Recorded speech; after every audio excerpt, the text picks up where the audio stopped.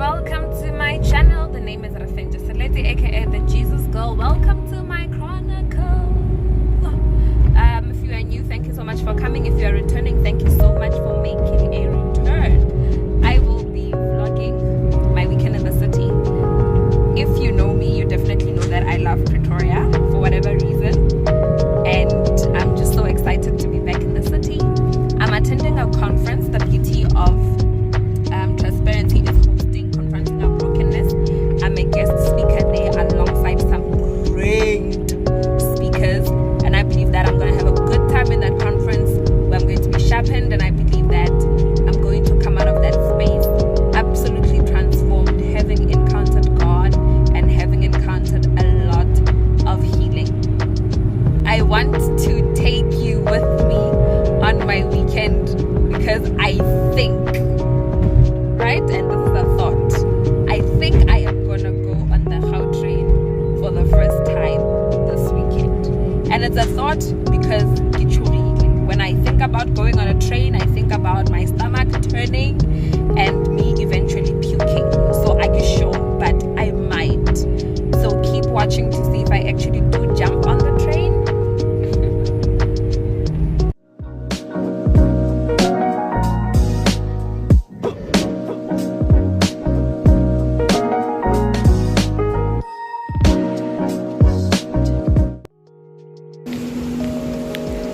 Saturday morning, I am walking through the Gautrain station. I am extremely nervous. Morning. Super nervous because, like I said, I haven't done this before.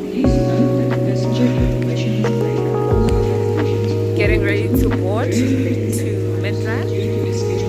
And yeah, we'll see how this goes. But do I not look gorgeous? Does this face not say speak up?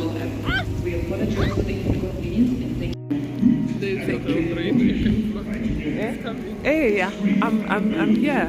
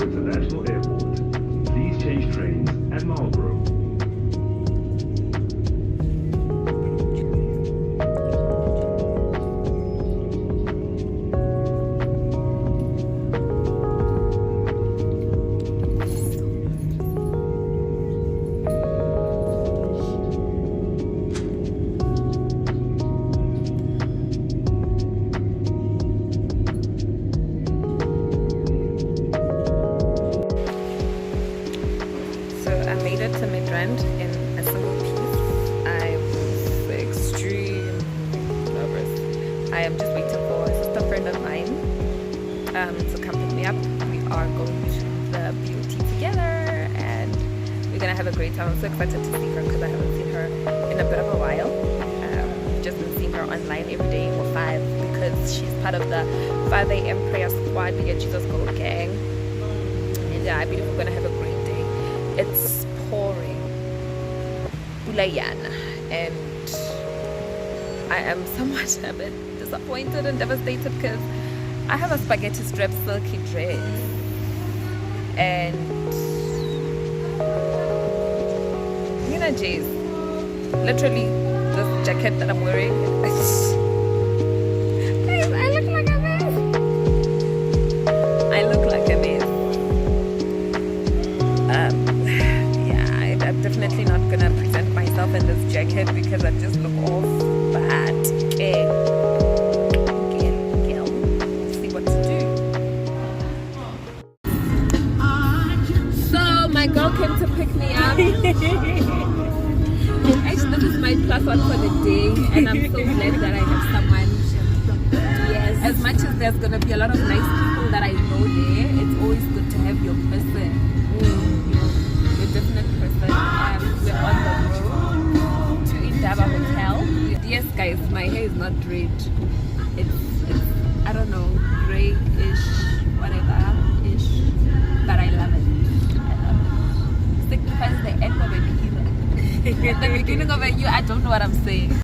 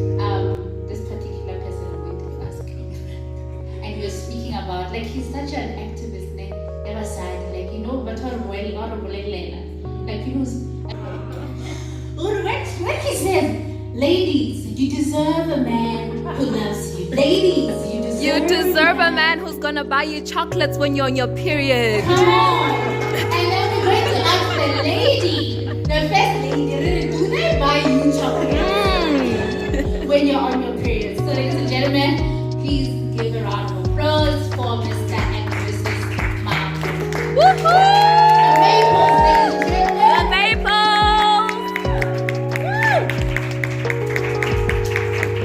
I love this couple.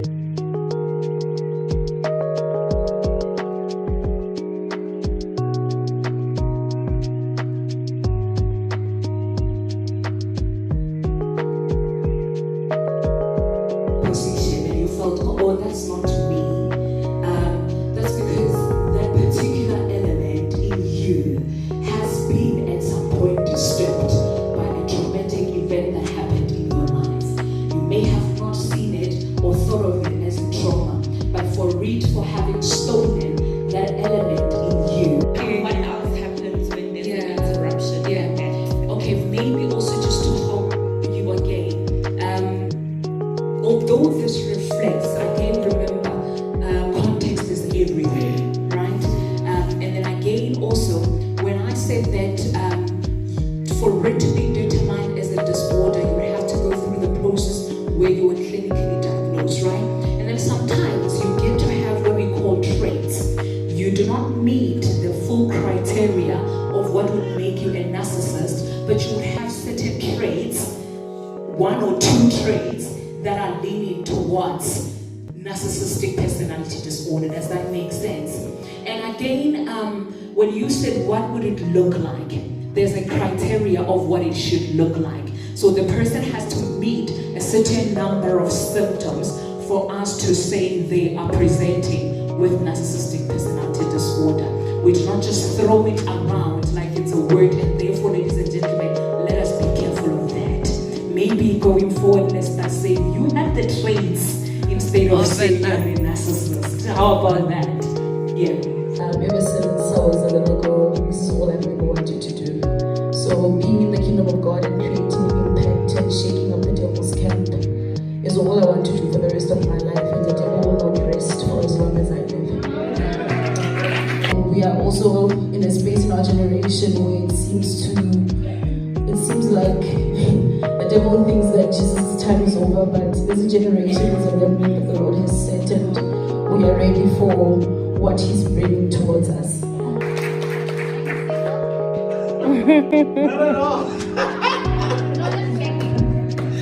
Ask him for a friend.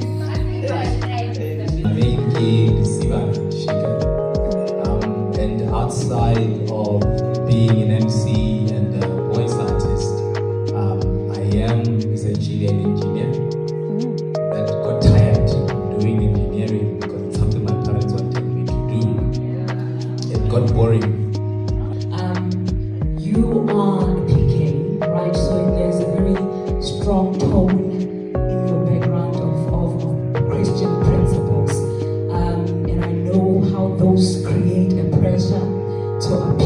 certain way, to be a certain way, even how you go into relationships, right? You are relating in a efficient manner. How did you then get to a point where you get to divorce? Sure, before we get to divorce, I'm just gonna go back a little bit. It's even before the divorce, even before the marriage. It's how do you even begin to date? Correct? Yes. Because there's a model. However, I was not privileged enough to receive a modeled kind of dating. Sure. Because when you come from a typical Mazalani family, majority see. So how do I go about getting to date? How do I go about courting? And I actually remember a day when my mother was refusing for me to go out with my then fiance. And I'm like, she's like, no, you can't go out in the evening. What are people gonna say? And there's this whole care and burden that you have to carry on your shoulders that I always have to portray an image for society. And unfortunately, I had to be defiant. But being defiant was intentional in that I wasn't doing it for me. I wanted to do it for the Christian girl community. Because if a PK was going to be allowed to go out with a man she is engaged to marry, then a typical Christian girl from a family that is not pastoral will also then be allowed. We are not saying we are trying to be defiant in our Christian ways. However, you must understand that as a PK, I have been granted a platform of influence, and therefore I have the responsibility to steward well the role which I have been entrusted by heaven. Fast forward, I get married, things happen, things don't work out. A year into marriage, and you're just like, Ghana, this is the girl. I was pimped upon, because I was seen.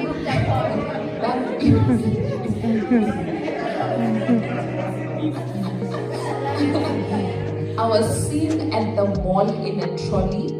I was an engaged girl in a trolley being pushed in the mall, and my father was called that your child is misbehaving. Why is she doing this? Why is she holding herself? I'm in a trolley being pushed like a child. I don't understand how this is misbehaving. But listen, I got home to an authoritarian dad. I love my dad. I hold him with the highest regard. I embody. I believe anyone who knows my dad can tell that I am definitely his daughter. I embody my dad so much because I love him, and we are highly connected. Just yesterday, he actually said, he called me like, "Can do it now, because I left home the day before and I did not report when you can do I'm like, okay, sharp. Like, what's that? Oh, yeah. And what else would you expect? It's chill, right? But I get home to that man that I love so dearly, that I embody, and he says to me, "What nonsense is this? Am I hearing about you being pushed about in a trolley in town?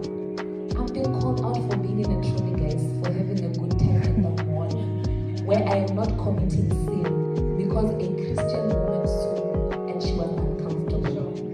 Then you can imagine if I have to now come and say, divorce, it's not working out.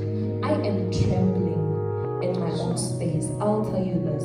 Because my father and I are close, I was able to go to him to say, hey, I'm having this and this an issue. I'm having 1, 2, 3 problems. But I am hoping and I'm praying that it's gonna work out. When you get to a place where you're like, the only person I can talk to is my father, and it must stay between us. Now we are being secretive. And sometimes you just need to hear your mother reassure you. To say, my baby, I've been in this marriage with my father for 38 years, it's working out. You're just a year old. And my father cannot be as compassionate as my mother. And I'm not receiving that. However, woman to woman. Yeah, you want that. However, I got into the hands of a father who was very receptive when I told him, your son is not coming to the party as he should. That matter is not being resolved, and I don't think I can settle.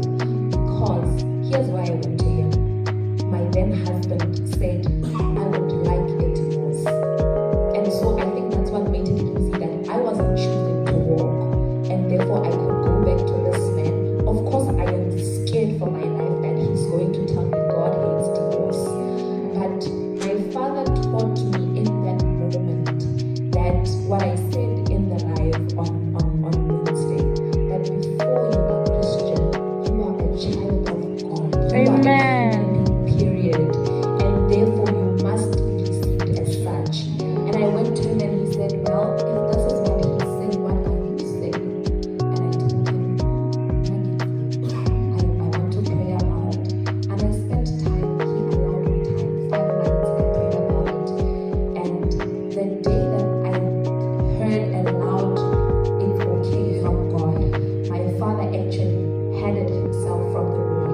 And he called me, and he was in the dining room. He called me like, my child, I know you love this man, but I will tell you this.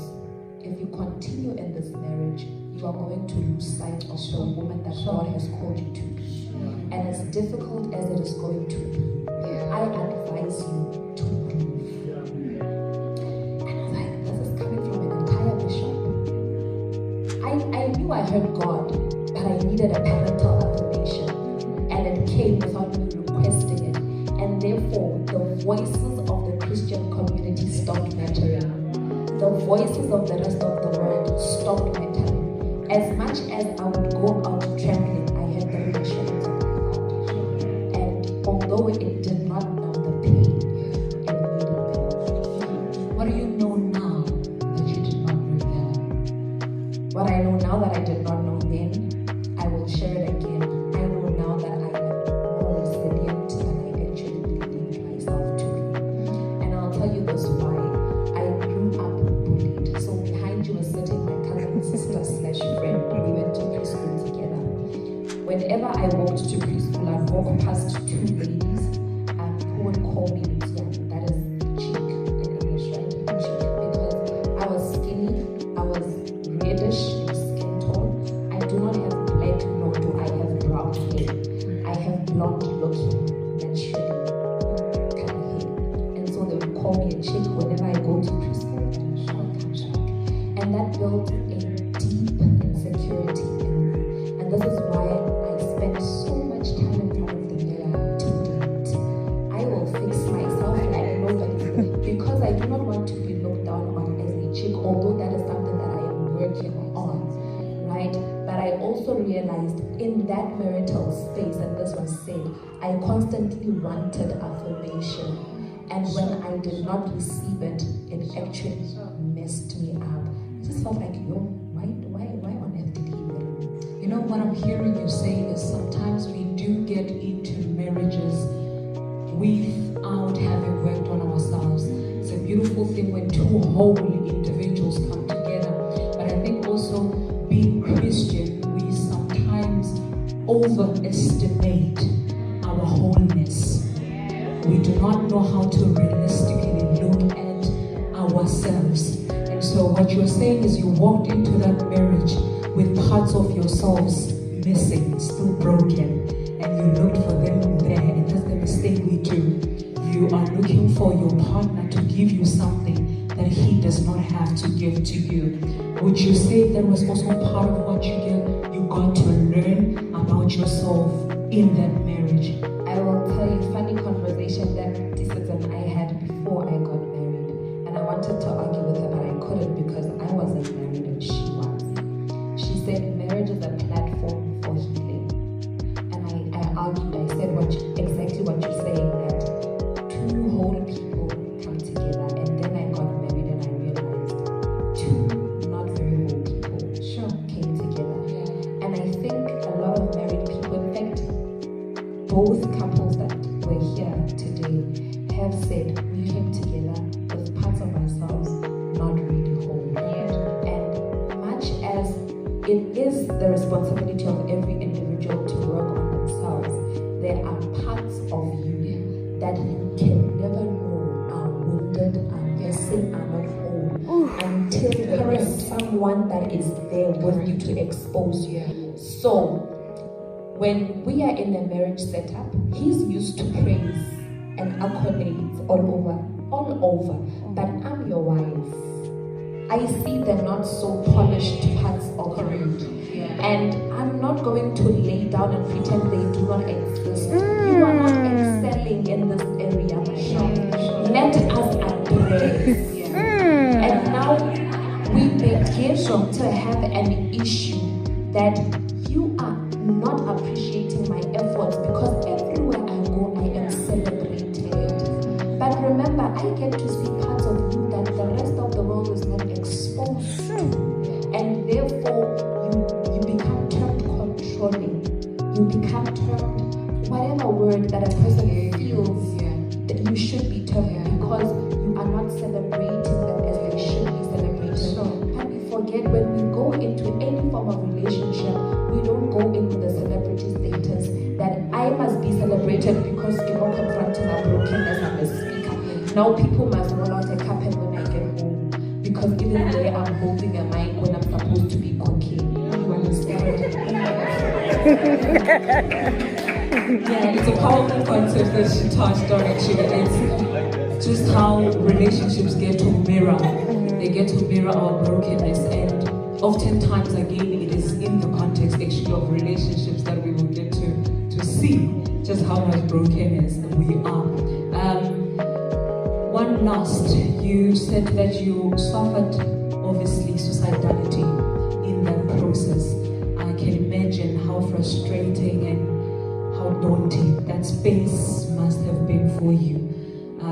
And even just to come into a space where you are able to can look at that situation and narrate it like it's a story as you're doing now, I can just imagine.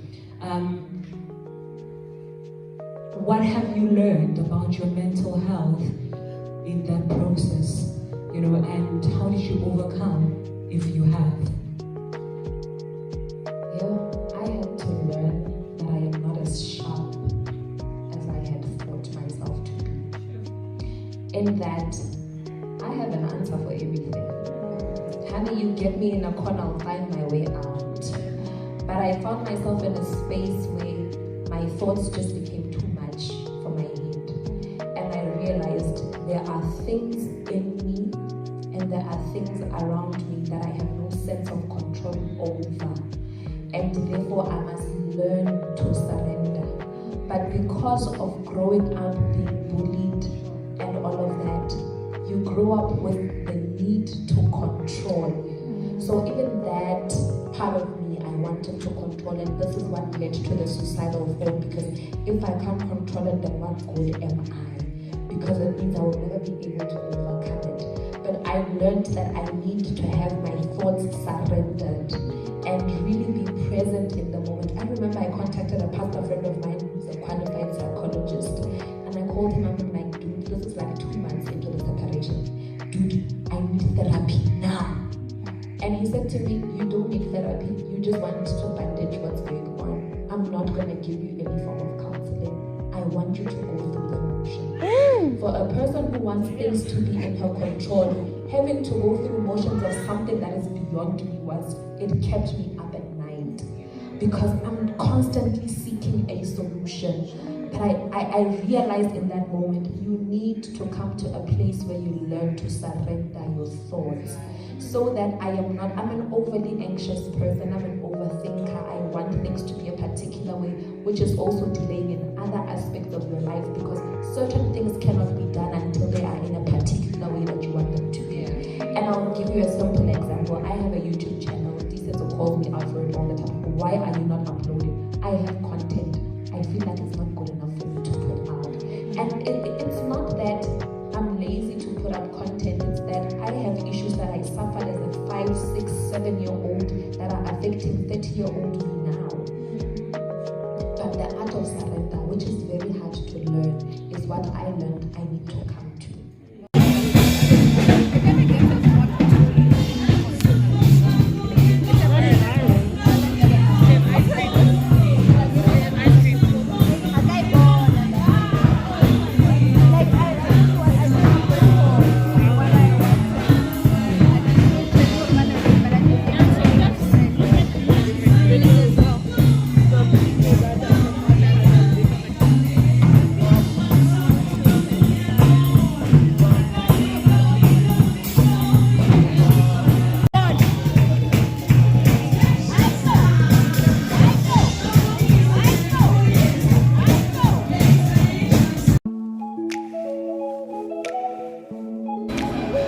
This is the last part of the vlog, right? Today is Sunday. I couldn't even vlog the last part of Mabani at the Confronting Our Brokenness conference because I was such a mess after that conference. Like, everything was so confrontational, but it was also very eye-opening, very enlightening, coming to the sense of self, coming in touch, and honestly and sincerely in touch with my own emotions and my own traumas. Mabani was just out of this world. I left with a banging headache.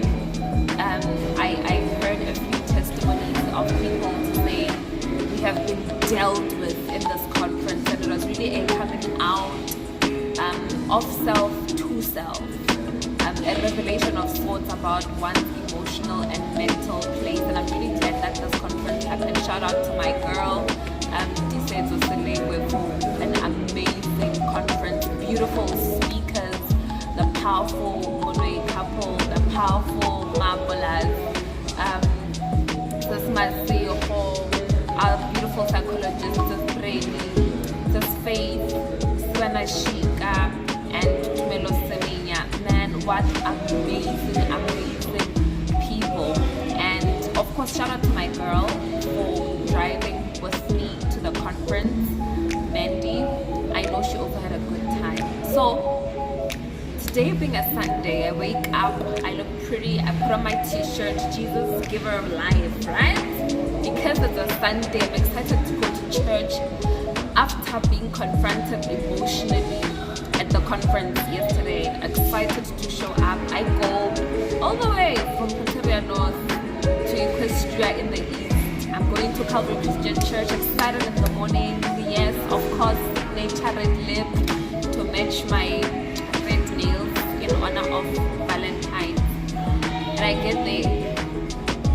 The worship was amazing. Of course, Triple CPE worship team will kill praise and worship time. We get to the word. Ruth Masakona says, I'm going to preach on the title UPROOT. It sounded cute until it sounded like Confronting Our Brokenness part. And I ended up wallowing in pools of tears because that word was also so confrontational. And you know, Psalm chapter 25 verse 17, that read that my heart is overwhelmed. Give me rest, give me a release from this overwhelming feeling that I have in my heart. That was a word and a half that dealt with me. I think I'm just gonna link the sermon down below in the description box. Please do yourself a favor, go and watch that sermon. As I wrap up this weekend in the city, it has been amazing, it has been beautiful. Thank you so much for coming with me. As I sign out to go back to my small red soiled town of Gautrain, I'm sure it has missed my presence so dearly. Thank you so much for watching. Please like, share, drop me a comment, drop me a heart, and know that this Jesus girl loves you. It is important for us to realize that many a times people celebrate a cut.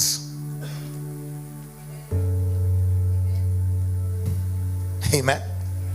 They celebrate a cut, not knowing this needs to be uprooted.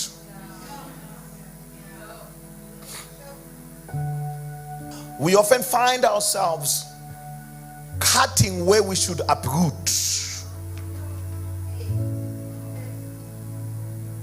And I bring it to you this morning that when you cut something, as long as that thing is still rooted, as long as it has its roots in the ground, it will grow again. Let me bring it to you again. Secondly, sometimes you will even pour poison onto the stem, but the poison doesn't touch the roots, and what you thought was dead can resurrect again, because all you did was to kill what people can see and leave what makes what people can see live. And many of the hearts of believers have got a lot of cut things but not uprooted things. And you see, we measure what is cut versus what is uprooted, because as long as I don't see them, I will be fine. As long as they don't come to my house, I will be fine.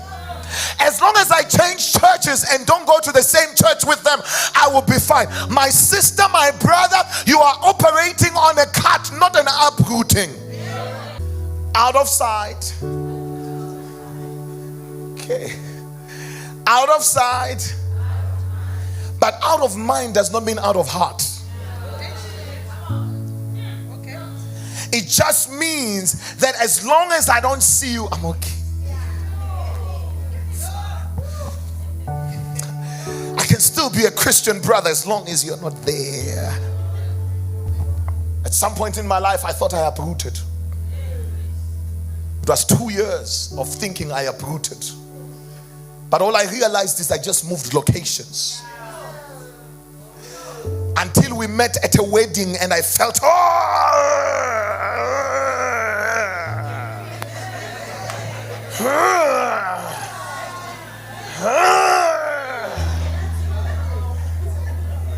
some things are not dead in our lives, they are just dormant.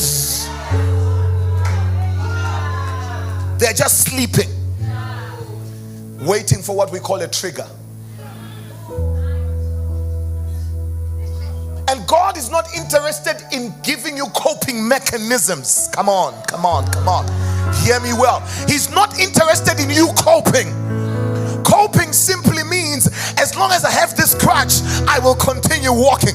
God is not interested in you keeping the crutch. He is interested in you receiving complete healing and deliverance. Like I said 2 weeks ago, we have mastered the amount of time we spend in front of the mirror, but we have not mastered the time we spend making sure that the heart is open for God to heal it. There is a capacity of pain that the heart can take. Hold on for a second. Why are you saying yo?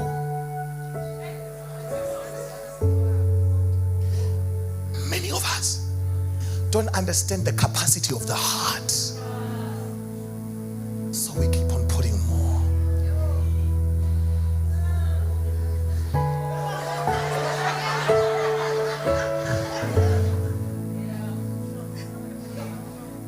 Look at how scared you are.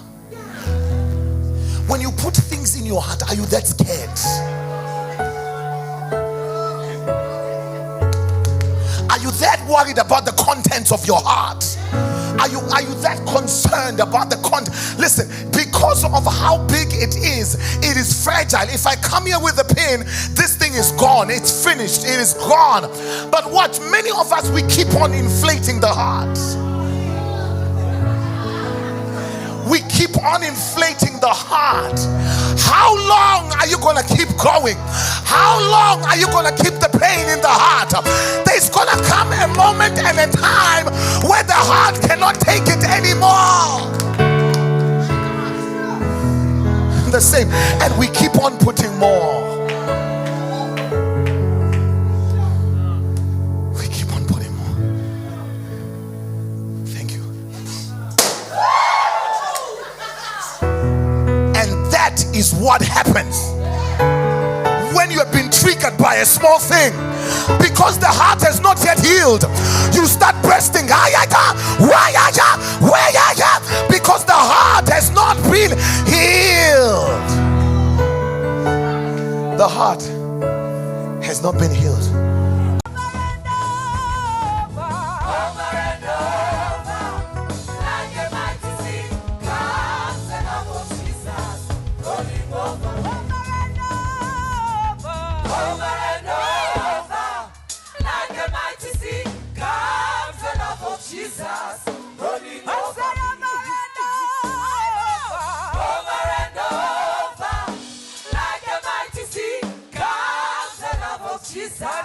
Rolling